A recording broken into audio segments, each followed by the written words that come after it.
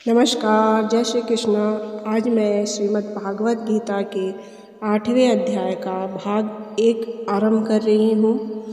अर्जुन जी श्री कृष्ण जी से प्रश्न करते हुए कहते हैं, हे पुरुषोत्तम, जिसका आपने वर्णन किया है वह ब्रह्मा क्या है, अध्यात्म क्या है, कर्म क्या है और अधिभूत नाम से क्या कहा गया है, आदिदेव नाम से क्या कहा जाता है।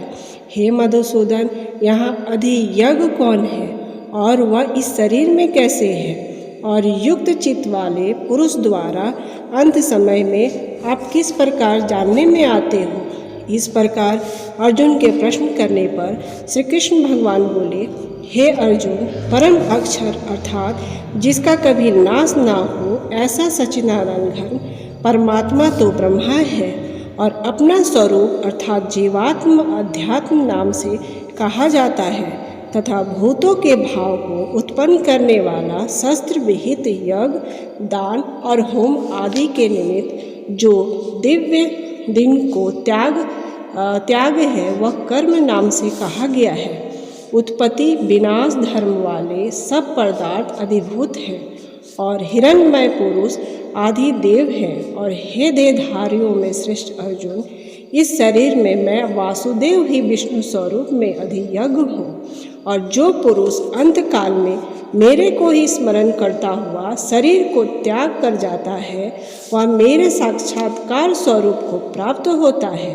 इसमें कुछ भी संशय नहीं है, कारण कि हे कुंती पुत्र अर्जुन, यह मनुष्य अंत काल में जिस भी भाव को स्मरण करता हुआ शरीर को त्यागता है उसको ही प्राप्त होता है, परंतु सदा उस ही भाव को चिंतन करता हुआ, क्योंकि सदा जिस भाव को चिंतन करता है अंत काल में भी प्रायः उसी का स्मरण होता है।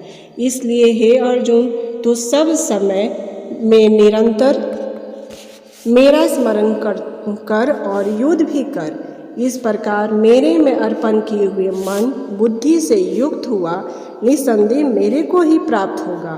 हे पार्थ, यह नियम है कि परमेश्वर के ध्यान के अभ्यास रूप योग से युक्त अन्य तरफ से जाने वाले चित्त से निरंतर चिंतन करता हुआ पुरुष परम प्रकाश रूप दिव्य पुरुष को अर्थात परमेश्वर को ही प्राप्त होता है।